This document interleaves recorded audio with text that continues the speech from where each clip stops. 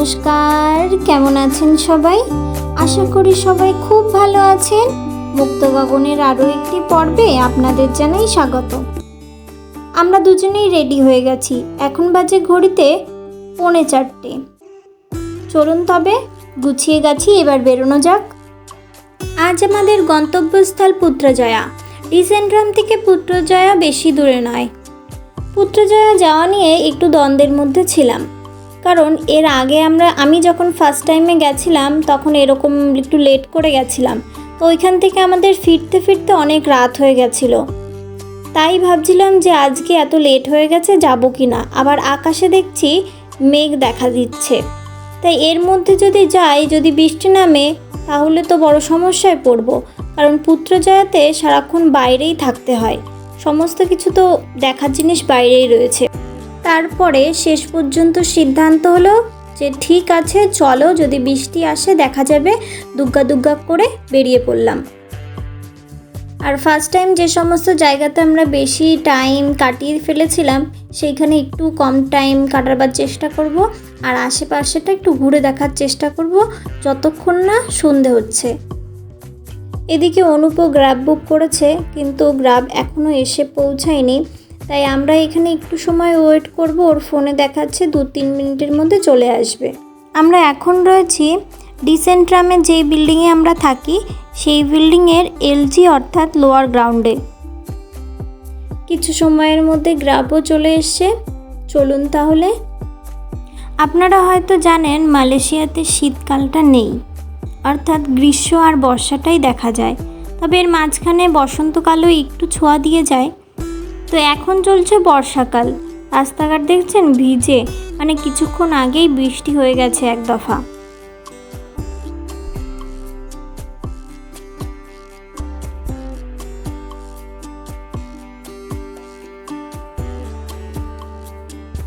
আকাশে দেখছেন কিরকম মেঘ দেখা দিচ্ছে, কি জানি কপালে কি আছে, বৃষ্টি হবে কিনা। যদি বৃষ্টি হয় তাহলে আমাদের যাওয়াটা পুরো মাটি হয়ে যাবে। এখন দেখা যাক কি হয়। ফোনে অবশ্য ওয়েদারটা চেক করেছিলাম, কিন্তু ফোনে দেখাচ্ছে এবেলাতে বৃষ্টি হবে না, রাতের দিকে বৃষ্টি হবে। সেই ভরসাতেই বেরিয়েছি, এবারে দেখা যাক কি হয়। মালয়েশিয়ার এই জায়গাগুলো ছিল একসময় ফরেস্ট, তবে কিছু জঙ্গল কেটে করা হয়েছে শহর, আর বাকিটা এখনও ফরেস্টই রয়েছে। আশেপাশে দেখছেন কীরকম ঘন বন, আর এই ঘন বনে রয়েছে বিভিন্ন রকমের পশু। আর এই রাস্তার সাইড দিয়ে রয়েছে বিভিন্ন রকমের নোটিশ বোর্ড যে এইখানে কোন কোন পশু আছে। আপনারা যে রাস্তা দিয়ে যাচ্ছেন সাবধানে যাবেন, যাতে তাদেরও ক্ষতি না হয়, আপনারও ক্ষতি না হয়। আর পুত্রজয়াতে ঢোকার মুখে এই জায়গাটা আমার ভীষণই ভালো লাগে।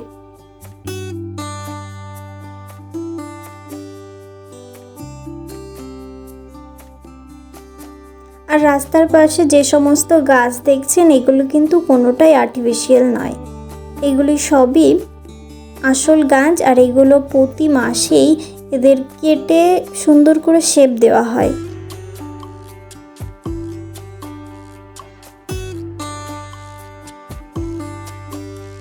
রাস্তাঘাট আশেপাশে কত পরিষ্কার দেখেছেন।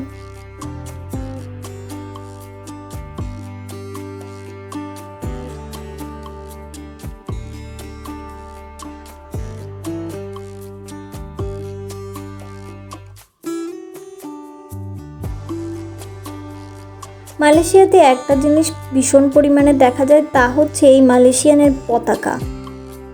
কিছু দূর বাদে বাদে গেলেই আপনি দেখতে পারবেন পতাকা। পৌঁছে গিয়েছি আমরা পুত্রজয়াতে। গাড়ি থেকে নেমে গ্র্যাবও ছেড়ে দিয়েছি। এইখান থেকে কিছু দূর আমাদের হেঁটে যেতে হবে। এইখানে নেমেছি এই কারণে, কারণ এইখানেও দেখার কিছু জিনিস রয়েছে। দেখছেন এর ওপরে গেলেও বেশ কিছু জিনিস রয়েছে। একদিকে পার্ক রয়েছে, একদিকে হাঁটার জায়গা রয়েছে, ওদিকে ফোয়ারা রয়েছে জলের। তো ওইদিকে আজকে আর আমরা যাব না, ওদিকে গেলে আজ সারাটা দিন ওইখানেই চলে যাবে। তাই এইখানে একটু ছবি টবি তুলে এখান থেকে চলে যাব মেন যেখানে যাওয়ার উদ্দেশ্য নিয়েছি সেইখানে। দেখুন কি সুন্দর করে সাজিয়ে রেখেছে। গাছগুলো বলেছি কি প্লাস্টিকের এনে বসিয়ে দিয়েছে জাস্ট, বাট এগুলো কিন্তু প্লাস্টিকের নয়। জায়গাটা দেখছেন কি সুন্দর পরিষ্কার, আর কিছু দূর বাদে বাদেই রয়েছে ডাস্টবিন, যে নোংরা যদি করতে হয় নোংরা ডাস্টবিনের মধ্যে ফেলে তারপরে যাও, কিন্তু এইখানে আশেপাশে নোংরা আপনি করতে পারবেন না, কারণ চারিদিকে রয়েছে ক্যামেরা। আর যদি একবার আপনি ক্যামেরাতে আসেন তাহলে তো বুঝুন কী সমস্যা আপনি পড়বেন। এই সামনের দিকে দেখে মনে হচ্ছে এইখানেই মনে হয় শেষ, আর জায়গাটা মনে হচ্ছে শূন্যে ভেসে আছে। আর চারিদিকে এত গাছ, আর এত সুন্দরভাবে সাজিয়ে রেখেছে গাছগুলোকে, মনে হবে সবই যেন আর্টিফিশিয়াল। মালয়েশিয়ার দেশে একটা সমস্যা সকলেরই হয়, কেউ যদি ট্যুরিস্ট হয় তাদেরও হয়, আর কেউ যদি মালয়েশিয়ায় চাকরির সোর্সে কাজের সোর্সে এসে থাকেন তাদেরও হয়। এখানে গাড়ি বাসের সমস্যাটা সবারই দেখা যায়। যে অবশ্য অর্থবান লোক তার হয়তো অতটাও গায়ে লাগবে না, কিন্তু যারা আমাদের মধ্যে মধ্যবিত্ত ফ্যামিলি থেকে বিলং করেন তাদের কিন্তু একটু সমস্যা হয়। এই গাছগুলো দেখুন কিভাবে এরা বেড়ে উঠেছে। এদিকে রয়েছে একটা জলের ফোয়ারা, অবশ্য এটা বন্ধ রয়েছে এখন।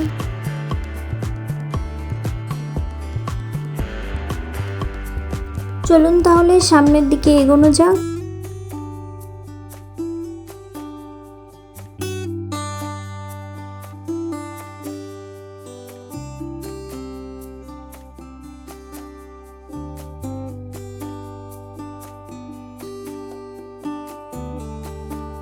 আমাদের ইন্ডিয়াতে যেমন রোডে উঠলেই বাস, টোটো, রিক্সা পাওয়া যায়, এইখানে কিন্তু তা নয়।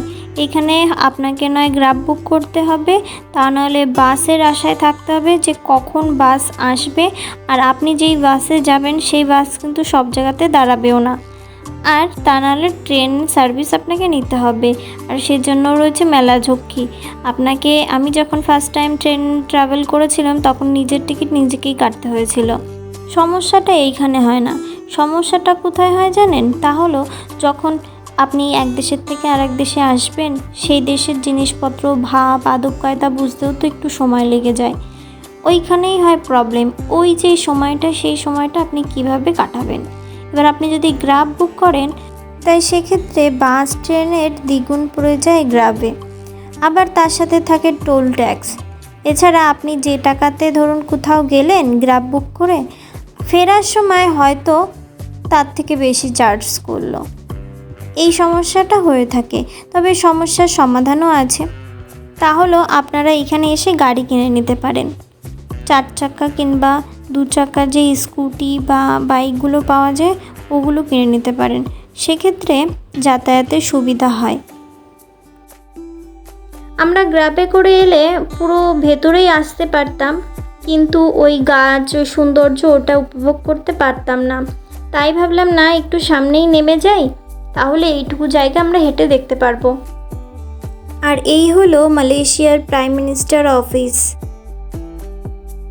চলুন দেখি কত দূর যাওয়া যায়।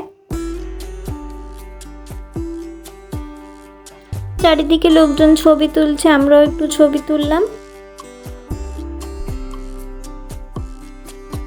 একটা সাদা কালারের সামনে গাড়ি দাঁড় করিয়েছে, দেখেছেন? গাড়ি দাঁড় করে ফটাফট কটা ছবি তুলে নিচ্ছে।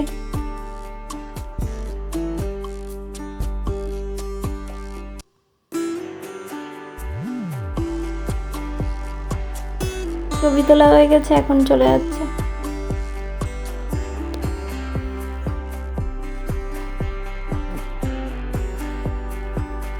কত বড় আর কি সুন্দর দেখতে প্রাইম মিনিস্টার অফিস। আর এই প্রাইম মিনিস্টার অফিসের সামনে যে সমস্ত পতাকা বাতাসে দুলছে সেগুলো হচ্ছে মালয়েশিয়ার যে কটা রাজ্য আছে সেই রাজ্যের পতাকা এগুলো।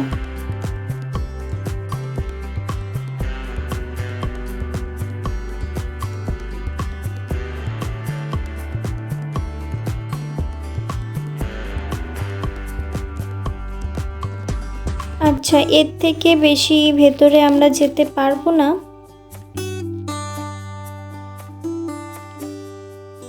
তাহলে যখন যেতে পারবো না তাহলে যাওয়ার চেষ্টাটা না করাই ভালো। আর এদিকে হচ্ছে আমরা যেখান দিয়ে হেঁটে এসেছি সেটা হচ্ছে এদিকে, আর সামনের দিকটা ঠিক এরকম দেখতে।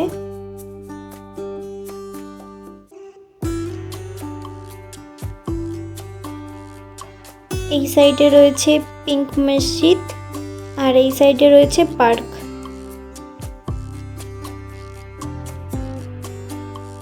এটাই সাইড থেকে দেখলে এই ঠিক এরকম লাগে। এবার এদিক থেকে বেরিয়ে আমরা যাব পিঙ্ক মসজিদের দিকে।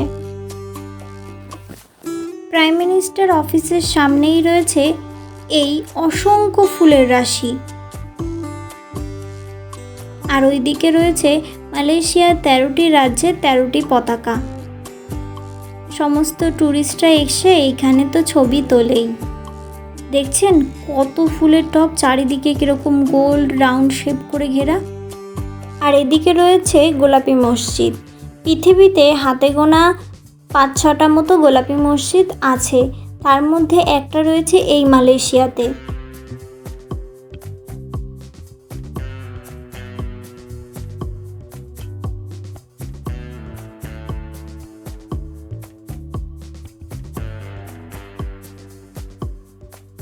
এই পতাকার চারিদিকে রয়েছে লাইটের ব্যবস্থা, তবে সেটা রাত্রিবেলাতে দেখা যাবে।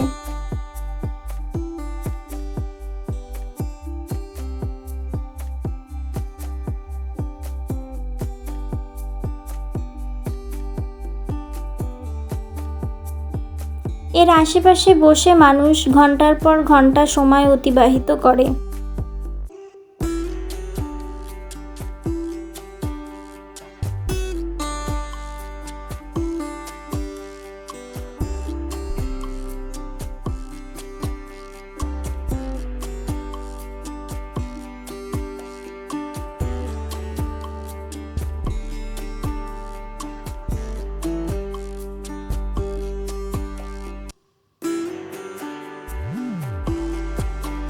চলুন তবে এবারে মসজিদের একটু ভেতরে গিয়ে দেখে আসি।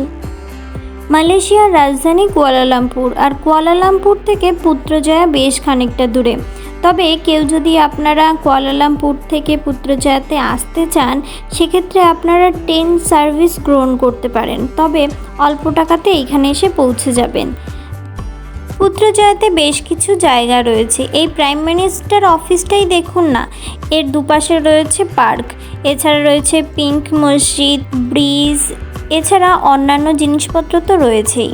তাই এক্ষেত্রে বলি, একদিনে সম্পূর্ণ দেখে আপনি শেষ করতে পারবেন না। সেক্ষেত্রে এখানে সাইকেল সার্ভিস আপনি নিতে পারেন। অর্থাৎ সেটা কি করে নেবেন, সেটা হলো সময় নির্ধারণ করা থাকে, সেইভাবে আপনাকে পে করতে হবে। এবার আপনি যদি ওদের বলে আমি 5 ঘন্টার জন্য নেব কি 4 ঘন্টার জন্য নেব, সেজন্য আপনি একটা টাকা পে করবেন। এবার তারপরেও যদি আপনি একটু লেটে আসেন, তো সেই জন্য পরের টাকাটা দিয়ে ওদের কাছে সাইকেলটা দিয়ে দিলেই হয়ে যায়। চলুন তাহলে মসজিদের ভেতরে যাওয়া যাক। আমরা অবশ্য মসজিদের ভেতরে যাব না, শুধু সাইড দিয়ে একটু ঘুরে দেখে আসব। এদিকে লেখা রয়েছে ট্যুরিস্টরা এদিকে যাবে। আমরা অবশ্য ট্যুরিস্ট না, তবুও আমরা ওই দিক দিয়েই যাই, দেখি কি আছে ওইদিকে। আর এটা হচ্ছে এখানকার টাইম শিট, কখন কটায় পর্যন্ত খোলা থাকে, কটা পর্যন্ত বন্ধ থাকে, সে সমস্ত বিষয়বস্তু রয়েছে এদিকে।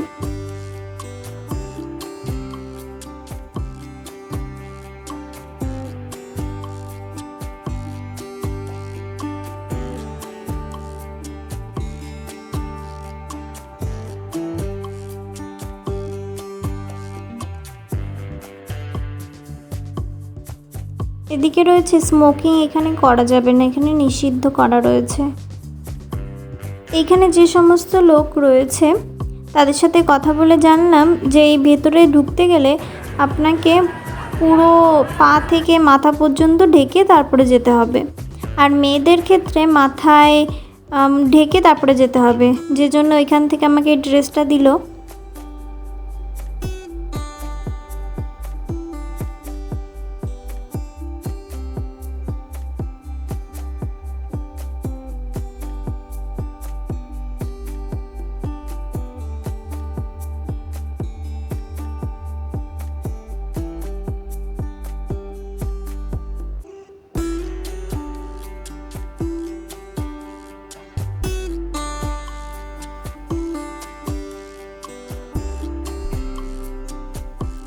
মসজিদের একটু সামনের দিকে রয়েছে অনেকটা জায়গা রয়েছে, এগুলো আর্টিফিশিয়াল গাছ নয়। তাছাড়া রয়েছে বসার জায়গা, আর পুরোটা জায়গায় সুন্দর পরিষ্কার করা রয়েছে। আর এই সাইডটা দেখছেন কি সুন্দর লাগছে, মনে হচ্ছে এখানেই শেষ, আর নেই কিছু।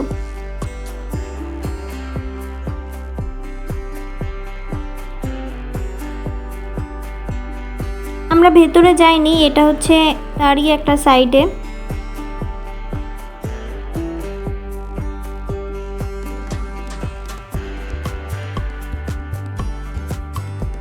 দেখে মনে হচ্ছে না একটা পাহাড়ের উপরে রয়েছে ভাসমান, সেরকমই তো লাগছে আমার কাছে।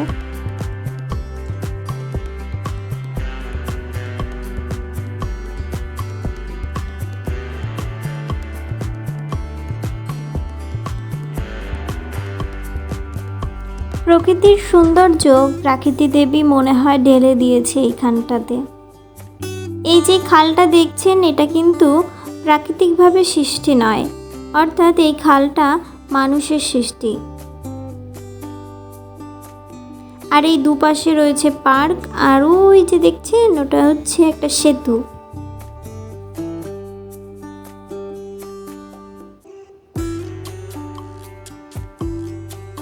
এখান থেকে প্রাইম মিনিস্টার অফিসটাও দেখা যাচ্ছে।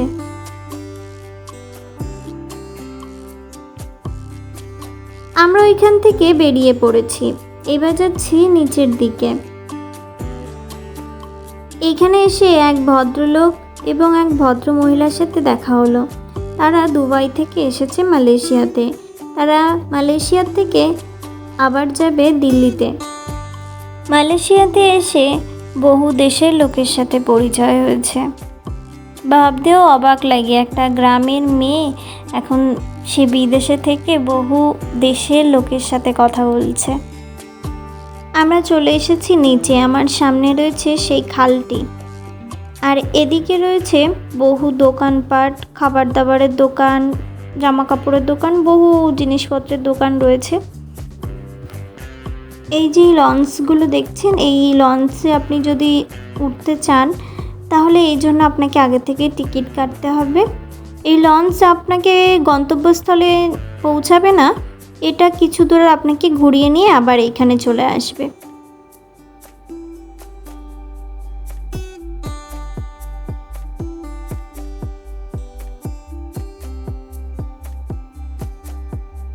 আর এইখান থেকে পিঙ্ক মসজিদটা দেখা যাচ্ছে। এখানে ভীষণ বাতাস চলছে, পাতাগুলো দেখছেন কিরকম নড়ছে। ওই দূরে যেই ব্রিজটা দেখা যাচ্ছে ওটা হলো বাবাসান ব্রিজ। এই ব্রিজে কলকাতার একটা ফেমাস মুভির শুটিং হয়েছিল। বইটার নায়ক ছিল দেব, আর গানটা ছিল পরাণ যায় জ্বলিয়া। যাই হোক, এবার একটু খাওয়া দাওয়া করে ওই দিকে যাব। তবে ওই ব্রিজটা আপনাদের অন্য একটা পর্বের মধ্যে দিয়ে শেয়ার করব, কারণ এই পর্বটা অলরেডি অনেক বড় হয়ে গেছে। চলুন তবে এই পর্বটা এইখানেই শেষ করছি। দেখা হবে নতুন একটা পর্বের মধ্য দিয়ে।